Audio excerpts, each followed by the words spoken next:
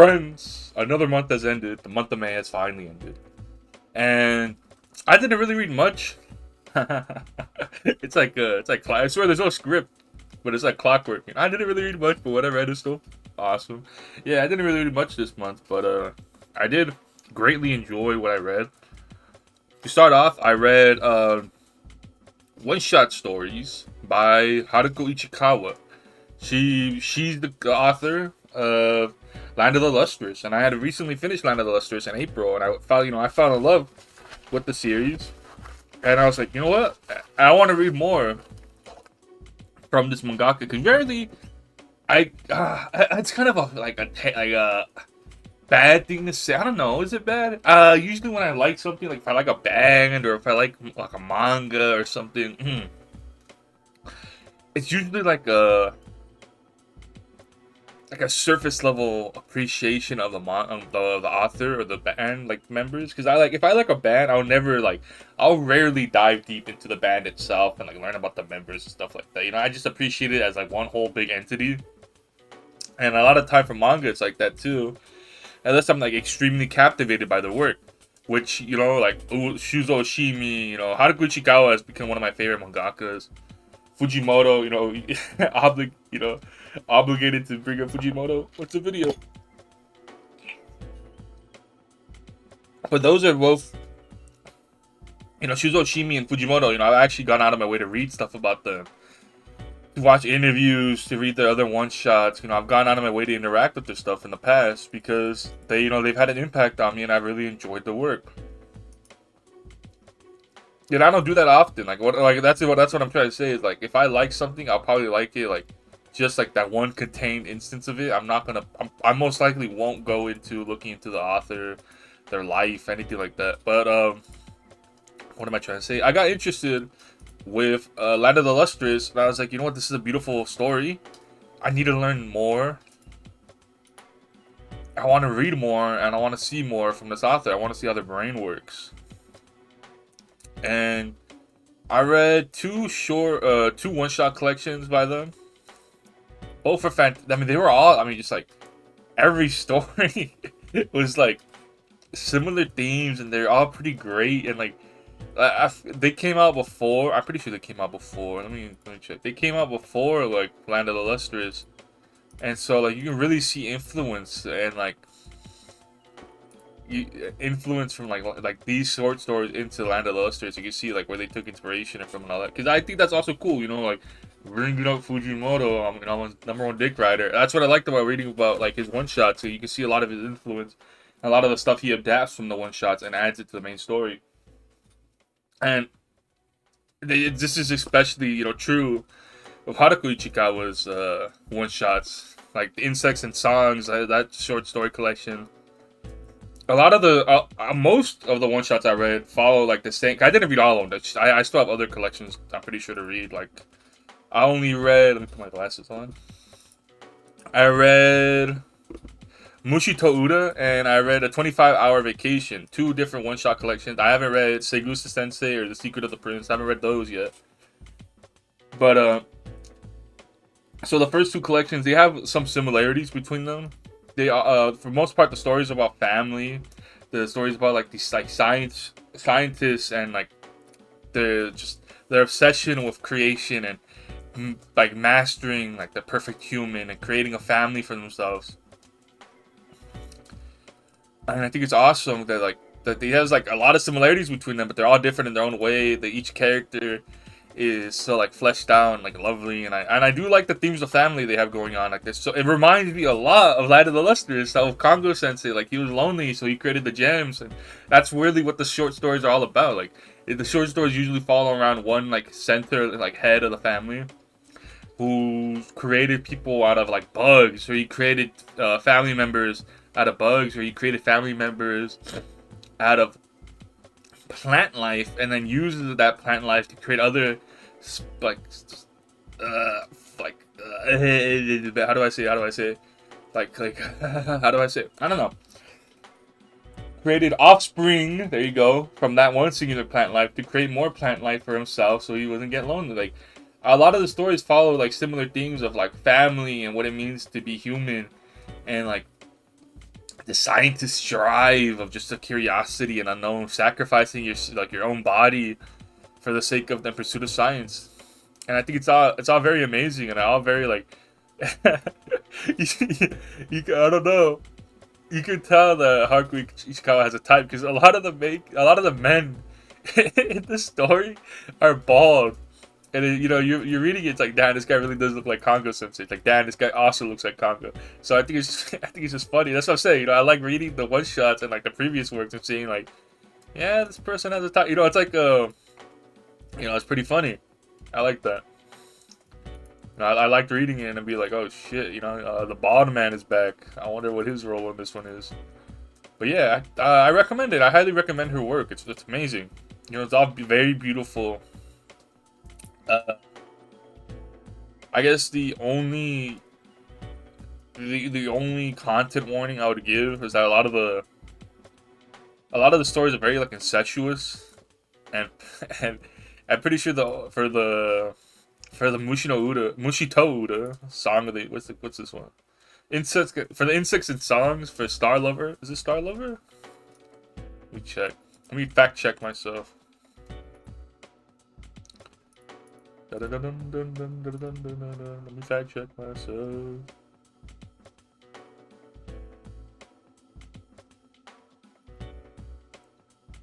Let me fact check myself. What?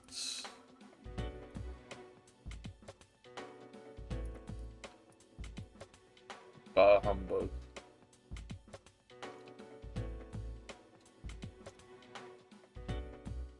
I don't think it's Star Lover. Which one is it? Which one's is it this? No, it is Star Lover. So yeah. Literally, in Insects and Songs, the first short story you're gonna read is a pedophile incestuous plotline. And I'm saying that, but it's like, I don't know. I'm not really bothered by it because like it is like spoken against. Like it's not taken like one of the main characters is like, yeah, you're a pedophile, bro. And he's like, who cares? He's like, bro, fuck you. It says you, bro. And it's like, I like stories with taboo topics and genres because I like seeing how they're handled and like seeing like the way the author takes it. Like I want to see if they take it seriously or not. I want to see if they just play it off as like a big gag. I don't really like gag manga, so like honestly, like none of these are like meant to be like, oh, he's a pedophile, like that's the joke. No, but it's like it's more like a critique on like him as a person and the fact like the weirdo ass scientist would go out of his way to make a clone of his nephew that he would groom and raise. I think it's more. It's not like played up for laughs and like it's not a gag or anything like that. It's really kind of straight, and I like taboo themes and topics because it's like I said, I'm repeating myself as I often do, as I am wont to do. I like to see how the topics are handled, and if they're handled with tact and maturity, it's all the better. And I really do like Haruki Ichikawa's writing. I do like her themes of family, her obsession of like science and plant life and bug life and sea life. It goes deep into it. All her stories have to do with like science and fucking meteorites and bugs, and it's really cool seeing like something that they're obviously like into and obsessed with it coming into light, into the works, because some mangakas are obviously like obsessed with like fucking like gore, or some of them are obsessed with other topics and such, and seeing like her like weird weird obsession with like plant life and bugs and all that, I think it's awesome. So no more ramblers. That was Haruki Ichikawa. That's what I read. On to the next one. The next one we have Autobahna. Alright, this is recorded like after everything. I really wanted to get the Autobahna back. Autobahna, I did not clarify or did not like specify whatever. Like one thing I really like about it is I like stories that are told from like a backwards. Because when you're in the first chapter of Autobahna, you're the first couple of like pages, chapter Autobahna. I'm saying the word so much it's losing meaning. It's told for like a backwards, like the story. It's a murder mystery. Autobahna is a murder mystery about these two young girls. One girl kills her best friend, and it's told from the point of view of one at first it begins with the murderer's point of view, and then afterwards it switches to the murdered point of view, and then it goes back to the murderer's point of view. And I really do like the fact that it's like, it's this part of the video is like, what the fuck am I talking about? I do like the fact that it's told backwards, because like in the beginning of the story, you know, the girl's dead already, and we have to figure out why she did it, and it, you know, so like it's a recap of events that happened, and I like that. I really do like that about the story. I think it's cool, and I do like one thing I also really do like about it is that it's from like how do you say? It's from an unreliable narrative. I really do love unreliable narratives. One of my favorite things since like in media and stories is reading something and having to doubt everything the person's saying. You know, something like Milk or something like I'm a Hero. I really do love unreliable narratives. But also like Autobahn. I like the story, how it's like it's like a jab at how shitty the police system and the justice system in Japan is. Because it's more than just like a murder story, you know, it unravels into like this terrible grooming and like abuse story. And how all the adults around the girl failed her, and how everyone around her was just terrible fucking monster. Like some like really comically evil fucking people. But it's not comically evil, because people like that exist, and it's very grounded story of like just how much like abuse takes place, how commonplace it is, and how nothing is actually done about it, and it's just accepted, like brushed off like nothing. And so I do like how seriously it takes it. And I do like at some parts, like the author just like, I really do like the art style. It gets like really silly for some like no reason. There's like funny, like tiny funny like moments, facial expression. I love facial expressions. That's what I really like about it. Oh, I love authors that have fucking fantastic facial expression. This one like really does it. You can really just tell what the characters feeling, this mix of emotion, this raw joy they have, or like this terrible, depressed, this fucking woefulness just slathered on their face. So Autobahn, I really do love Autobahn. I'd recommend it, but there are some content warnings. Like in the first chapter, there's a rape scene, and there's a bunch of other stuff like that happens throughout the story. There's self harm, there's assault, and so yeah, I guess like as a good person, I recommend it, but also, you know, content warning. But and it has a very like bittersweet ending to it, and I really recommend it. Shout out Autobahn, love it. But yeah, Bugle Call Summer. I caught up with the what is that March's chapter, because I don't think there's a chapter for May. Not May, April. I mean, I don't think there's a chapter for May. Fuck, I don't think there was a no. I'm getting it wrong. I'm getting it wrong. There was a chapter for April, but I don't think there was a chapter for May. So I was getting it right. Fuck. Was there a chapter for May? I don't think so. No, there isn't a chapter for May, for what I can tell. So I read it and I really, I fucking loved it, bro. Bro, for real, Bugle Call Song Wars has to be one of my favorite new gen. I just love it. I really love it. Was there a new chapter? No, there wasn't a new chapter. But yeah, so much like cool character development happened. Like that's like, oh, I fucking love. Like I just love it. Just love it. Read it, bro. I'm not spoiling it. Read it. And after we read Bugle Call Song of War, I started reading Kagurabachi. Have you guys heard of Kagurabachi? I've known about Kagurabachi for a cool minute now. I remember when it first came out, it was like a big old meme. People were just making memes on it. They're like top 10 newest manga drops, Kagurabachi. They're just like clowning it. Like, I guess like not in like in bad faith, but just more just like making jokes and memes on it. But Kagurabachi really is like, fucking love Kagurabachi. It's so cool. You know, I like the setting. I guess the fucking first couple chapters really hooked me in. I love the setting. I love the world building, the architecture and stuff. I like how it's kind of like, it's like futuristic, but also at the same time it's kind of like it's old with the building shapes. The buildings are like traditional Japanese buildings, like with the roofing and all that. The cars are old school cars from like the 40s, like fucking mafia would like from like the cars are like old school like 40s cars, you know, stuff like that. The way they dress in suits and stuff, it's like I mean, at times it's like very modern with the technology, but also there's no cell phones. Wait, there is cell phone. I take it back. There's cell phones, but they're like old flip phones, and like those big ass brick phones, you know. That's not. But my complaint with Kagurabachi, as much as I really like it, much as I like the big cast of characters it has, I love the fact that it's a full cast of characters. Is that it's just non-stop action. Like it's such like you're like, what the fuck kind of complaint is that? It's my complaint, and it's like a complaint that I have a lot of modern media is that they don't know how to have like filler. You know, like they don't know how to have like characters like sit down and like talk or something. Like Kagurabachi, like from fucking start to finish, like it's non-stop action. So it's like it kind of all blurs into one setting and one like big old spiel. And so I wish there was more like character interaction. I wish there was more just like time for them to sit around and enjoy each other's presence and stuff like that. You know, that's one of my gripes. But it's such like it's such like a dumb complaint. I really do love Kagurabachi. I think the art is beautiful. Like the fight scenes, like oftentimes they're a bit hard to follow along, but like they're not, you know, terribly too difficult to follow along. You can like the author is pretty great at making like having you understand what's happening, but also it being complex in its own way.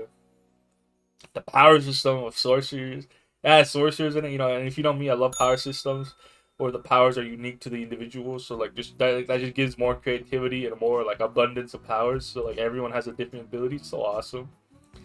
So I really do love Kagura, but yeah, I really, I really fucking love it. I like Chihiro, the main character. I like his whole like driving force of like of being in his father's shadow and like how he grew up believing his father was like this like always told that his father was like an amazing hero, but like the dad was always self-hating and he has to come to his realization and like not everything's fucking sunshine and roses and stuff like that. I don't know, I really do like it.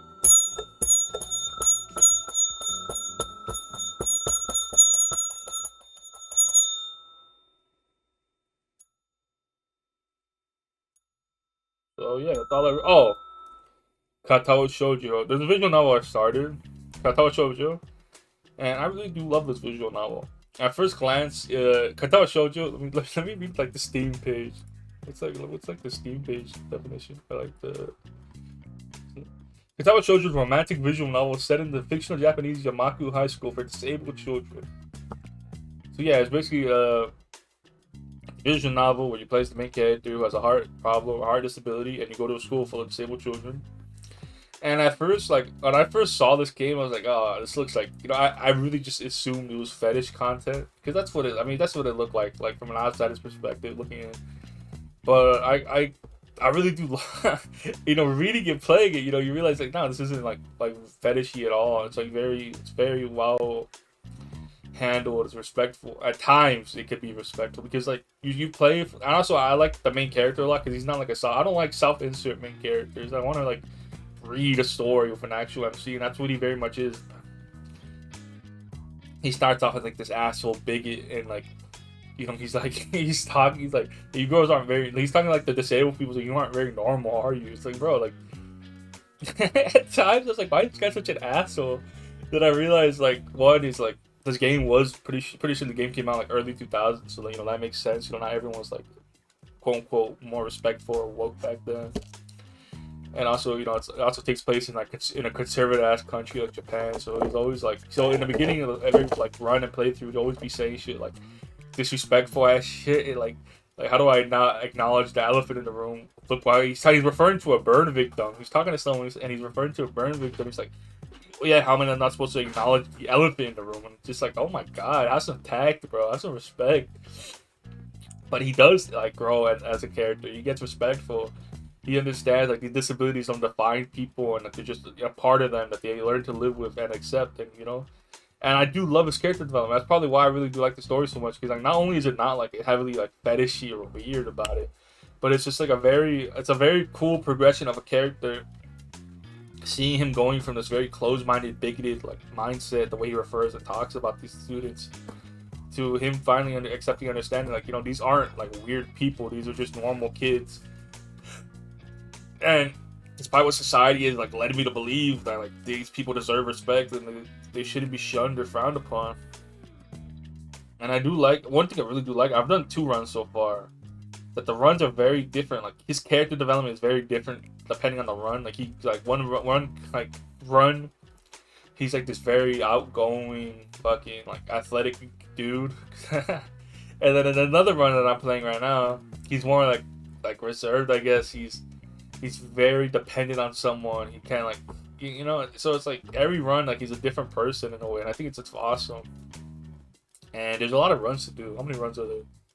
One. Let me see. 1, 2, 3, 4, 5. So there's 5 runs. A lot of chew on. Each run should be like 10, 8 hours long. Don't be like me. You know, I'm a professional dawdler. I'm 47 hours into the game. At least like 15 of those are actual play time. You know, I like I like dragging shit out. You know, I like sitting on my ass, not playing the game that I fucking downloaded and wanted. But anyways, uh, yeah, I played Guitar Show. I'm playing Guitar Show. I'm still reading it, and I mean, I really do love what I'm seeing so far. I really do appreciate the fact that it's not just like weird fetish content. You know, just like all jack off to these fucking disabled girls. But it's actually like a story, like a heart-wrenching story about each character like accepting the fact that they're disabled and how like they go about their daily lives. You know, one of the girls is blind and like it goes in depth on how she's able to live on her own as a blind student. And one of the girls, you know, she has her legs missing, and then it goes like she doesn't let that define her. She doesn't let that stop her from doing what she loves to do, which is running. You know, she likes being a track star. So yeah, Guitar Shoujo recommend, and that's all I read in the month of May. I didn't read much like usual, but I did read a lot of stuff I enjoy. You know, I really love those one shots. Kagurabachi, fucking love Kagurabachi. I really do love it. Only complaint for Kagurabachi is I wish there was more time to be with the characters, as in like downtime, them just sitting around doing nothing. I really want them to do that, but no, just constant action. I do like the wide cast of characters, and that's Kagurabachi. People call fucking phenomenal. But yeah, so before I stretch this video any longer, hope you enjoyed because I enjoyed. Let's see what we read in the month of June.